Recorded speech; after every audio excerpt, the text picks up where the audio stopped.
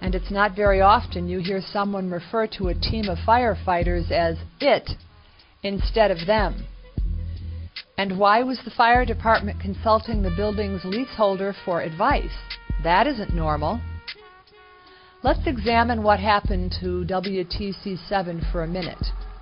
Building 7's collapse was what many people call the smoking gun. It is the single most conclusive piece of evidence that 9/11 was an inside job. It looked exactly like a controlled demolition in every sense. Demolition charges were visibly going off. The symmetry and speed of the collapse was astounding, and the structural damage to the building from debris that fell from the Twin Towers was totally inconsistent with the collapse that we saw. Why would the perpetrators of 9/11 have done something so incriminating? It seems likely that something in their plan went wrong with Building 7. Maybe Flight 93 was supposed to have hit it. Maybe it was supposed to have come down just as the Twin Towers were falling on it, but the demolition had some technical problem. We don't know anything for sure, but it seems like the perpetrators of 9/11 did something very wrong when they demolished Building 7. Why would they leave behind a smoking gun if they could help it? And if it was supposed to come down earlier, why did they demolish it later at all? Maybe there was too much incriminating evidence in Building 7 that it had to be destroyed. At any rate, it was destroyed. And in a shocking development, it became exposed that the BBC and CNN both reported the collapse of Building 7 some 15 minutes before it happened. We've got some news just coming in, actually, that the Salomon Brothers building in New York, right in the heart of Manhattan, has also collapsed. One assumes that the building would have been virtually deserted. Whether this latest collapse is going to influence the president, who we heard about a few moments ago, was expected to be heading from Nebraska back to Washington, we don't know. The 47-story Salomon Brothers building, situated very close to the World Trade Center, has also just collapsed. Now, more on the latest building collapse in New York. You might have heard a few moments ago, I was talking about the Salomon Brothers building collapsing. And indeed it has. Apparently that's only a few hundred yards away from where the World Trade Center towers were. And it seems that this was not a result of a new attack. It was because the building had been weakened during this morning's attacks. As you can see behind me, the Trade Center appears to be still burning. We see these huge clouds of smoke and ash, and we know that behind that there's an empty piece of what was a very familiar New York skyline, a symbol of the financial prosperity of this city. It's now, what, some 8 hours since the attacks. Is there any estimate yet available of the number of casualties in the World Trade Center? When you talk to people they daren't even say how many people might have been killed and injured, and I think that feeling, until the idea of the devastation, people don't really know what to say or what to think. I think they feel the bubble of their security as being in America has definitely been popped. This city and this country will not be the same, but they don't really know where to turn. That's the very sad thing. I think there's going to be a lot of very, very traumatized people that has hit them very, very hard. Jane, I think many of us, when we heard the news, perhaps on the radio earlier today, were completely flabbergasted by it and just couldn't comprehend it. I mean, it almost sounded too far-fetched. I was wondering what it's felt like for you being in Manhattan. Well, unfortunately, I think we've lost the line with Jane Stanley.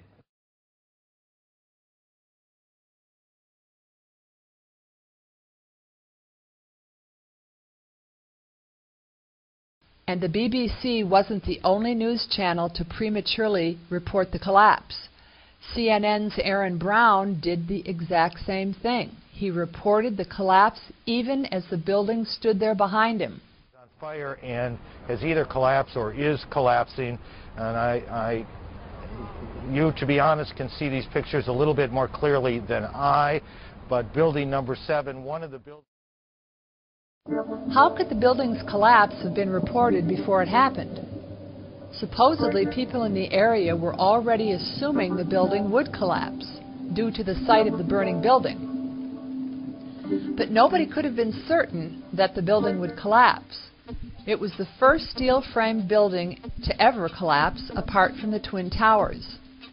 Whoever filed the report of the collapse must have known that collapse was imminent. After all, who would possibly go to the newswire with a report that the building had collapsed before it did? To answer who, ask why. Why would anyone report the collapse before it happened? The BBC's denial of their involvement in the 9/11 cover-up did nothing to explain this. It was just brushed off as some sort of innocent mistake. But there's no way it was an innocent mistake. Building 7 did not take a half hour to fall down. It came down in less than 9 seconds. At the time that whoever told the BBC that Building 7 had collapsed, the report was utterly false. You can't innocently file a report that is totally false. But if it was not an innocent mistake, why do it? Why raise even more possible questions over an already suspicious collapse? Well, it took over 5 years for people to discover this premature reporting. It might have never been discovered. So, if there was a motive for prematurely announcing Building 7's collapse, that would explain it. The obvious motive for prematurely reporting the collapse of Building 7 was to be the source of the first report. The first report saying, it was because the building had been weakened. Without any possible eyewitness testimony of people hearing demolition charges and seeing what looked like a controlled demolition, because the report went out before any eyewitness testimony to the collapse could possibly have been recorded. By breaking the scoop with the official explanation in hand, much was done to steer the audience away from wondering what really happened to World Trade Center 7. The building was probably meant to either have been hit by Flight 93 or to have come down with one of the towers. It appears then that the premature report of Building 7 collapse was damage control for the unexpectedly conspicuous demolition of the building. So, back to Silverstein. If he was involved in 9/11, which in all probability he was, he probably knew that the collapse of Building 7 was a fiasco. Smoking gun evidence was loose. Silverstein, as insurance profiteer, was an obvious suspect. If you were in Silverstein's situation, wouldn't you prepare yourself well for any questions about Building 7?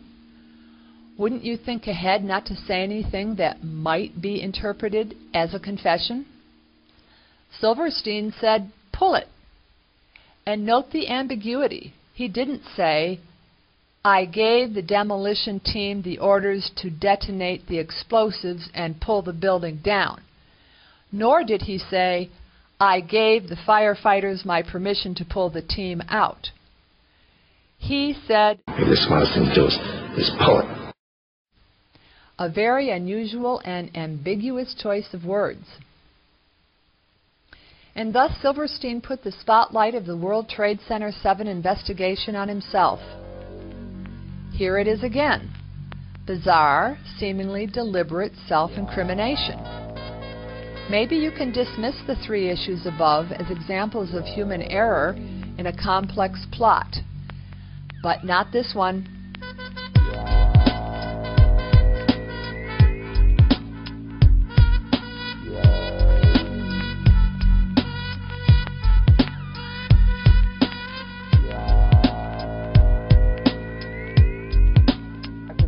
Towers from my window, and this is where I'm looking, and all of a sudden down there I see this van parked, and I see 3 guys on top of the van, and I could see that they were like happy, they didn't look shocked to me, they didn't look shocked. I thought it was very strange. Amazingly enough, we have found the moving company where the 5 Israelis worked. We had received an all-points bulletin, and I just happened to see the van and, hollered over to my lieutenant. I think that could be the van. We checked it out, and it was.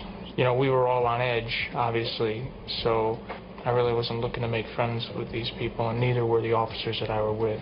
Once we started talking to them, they were pretty much like, hey, we're not against you, we're with you. One of the most explosive discoveries of 9/11 was that agents of the Israeli intelligence agency, the Mossad, were celebrating the demolitions of the towers.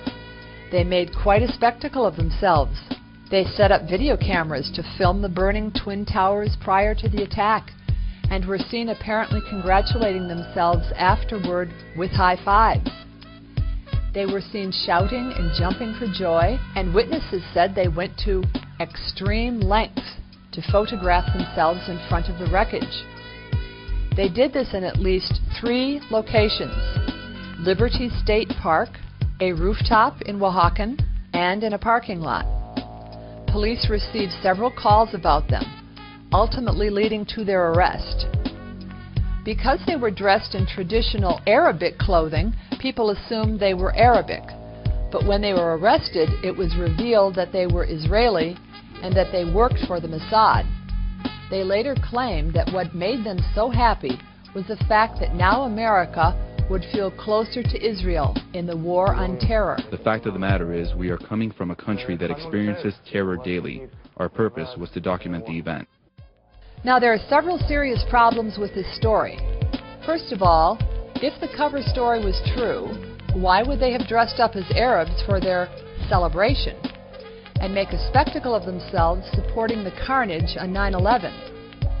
To defame Arabs? Considering how much defamation was done to the Arab world by the attacks themselves, how much more could they possibly have hoped to achieve? Did they disguise themselves as Arabs to protect their identities? If so, why not simply protect their identities by celebrating the attacks indoors, watching television? Why did they choose such public places where they would be seen and, of course, reported? That's quite a risk to take, don't you think? As it turned out, they were arrested and exposed. And this not only ruined whatever their mission had been, but it also implicated Israel in the attacks in a major way. So one important question is, were these celebrations part of these Mossad agents' mission, or was it something they did just for fun? It certainly doesn't look like it was just for fun. Who dresses up in traditional Arab clothing and goes out celebrating on 9/11 in 3 different locations? That's definitely not many people's idea of a good time. But if it was part of a mission, what could possibly have been the motive for it?